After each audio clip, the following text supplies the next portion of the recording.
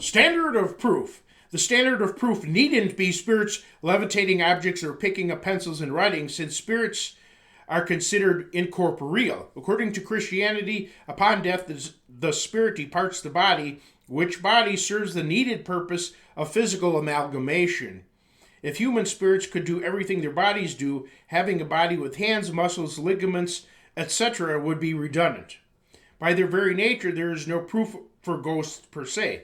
However, very few life experiences can be proven. After hearing someone relate any given life experiences they had, I could cast doubt or aspersion on that experience and say, prove it. A growing number of people deny that anyone ever went to the moon or entered outer space, despite the overwhelming documentation, since they themselves never experienced it. Rather, with enough people claiming to have experienced any given event, and after establishing that the details of such experiences accurately coincide, it is logical to conclude that such events actually occur. The fact that most people never experienced anything is good, since if everyone was coerced into embracing the supernatural through manifestations, massive hordes of religious hypocrites might result. The essentials of Christianity are loving God and others. Ghosts don't make people loving. The devil himself may have experienced more manifestations than anyone. However, supernatural experiences can bolster one's already present faith and love. Regarding claims of full-body manifestations, there are three possibilities. The person experiencing it was either a liar, was delusional, or if neither, by process of elimination, true spiritual manifestation occurred. If skeptics demonstrated that some people out of the hundreds of claimants throughout history were either liars or delusional, that leaves the others as genuine. Even if skeptics could reasonably show that most claimants are either liars or delusional, or were, that true would leave the others as genuine. And even if 99.9% of claimants were shown to be liars and delusional, with 0.01% genuine, that would paradoxically be proof of an afterlife. Think about it.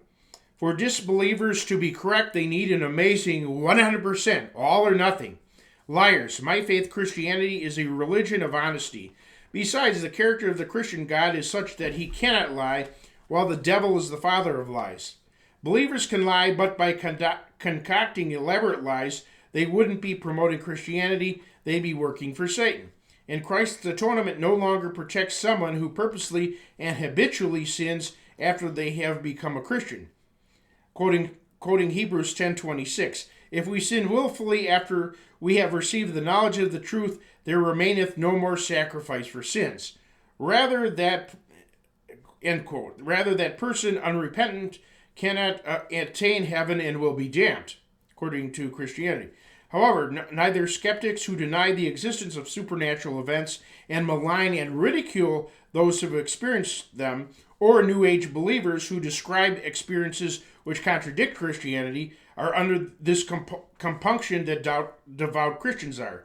Seriously consider this. Delusions. Since delusional people project their own phenomena, they typically make assumptions about what they experience, such as seeing red dripping from the ceiling and declaring it blood, or seeing strange creatures and declaring them demons. Contrarily, those experiencing external phenomena in reality seek to find the phenomenon's nature. Delirium tremens, delusions caused by alcohol intoxication, come about only in extreme stages of medical emergency. Delusions are also exposed for what they are by seeing fantastic imagery that does not pertain to theology, such as flying poodles playing saxophones. Voices and manifestations from delirium tremens, LSD use, and so-called mental illness occur anytime, anywhere, causing major life disruptions. This is far removed from what I'm discussing. Phenomena strictly occurring in a particular locale, such as someone's home, where spirits can apparently locate you, and which never cause any interference with someone's driving, job, social life, or activities, as if they willingly respect your boundaries or are under compulsion to do so. People actually see with their brains, not eyes, demonstrated by a blind man seeing images via wires inserted into his brain.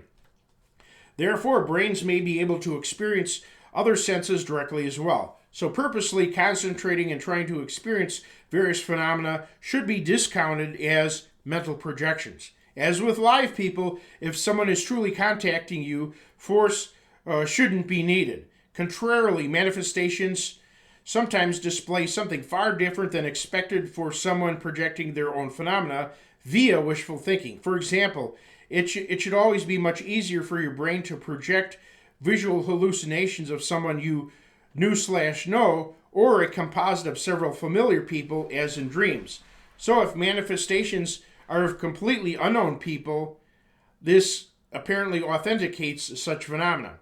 Hearing voices is perpetually called having auditory hallucinations. For argument's sake, let's say that's true, meaning we actually talk to ourselves. Now, why can't we predict what will be said? What about cases when the voices sound like someone we've never heard, or voices outside of the human range, instead of sounding like us, someone we know, or something we heard in a song or on TV? Why are words and expressions spoken that we don't use, including foreign languages? If it's all wishful thinking, why do the voices often sound muffled or garbled as frequently as when listening to live people?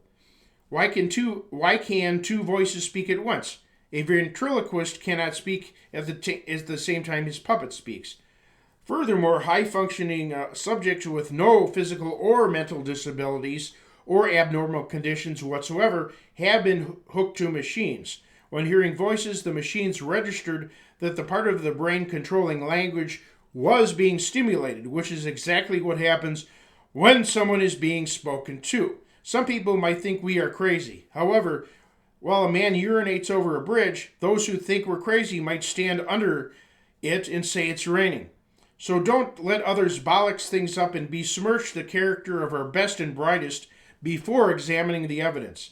Actually, everyone who believes in the legitimacy of the famous so-called Long Island medium should consider me someone who channels spirits. That's because my lack of showboating, failed communication, I don't make a dime off of this, much of my spirit contact being hostile, and ultra-conservative values should also convince many who reject mediums, since, as explained previously, this makes me much more believable, not less. Besides, incorporating mediums, spirit gurus, transcendental meditation, Ouija boards, tarot cards, and such like is sinful according to Christianity, my religion.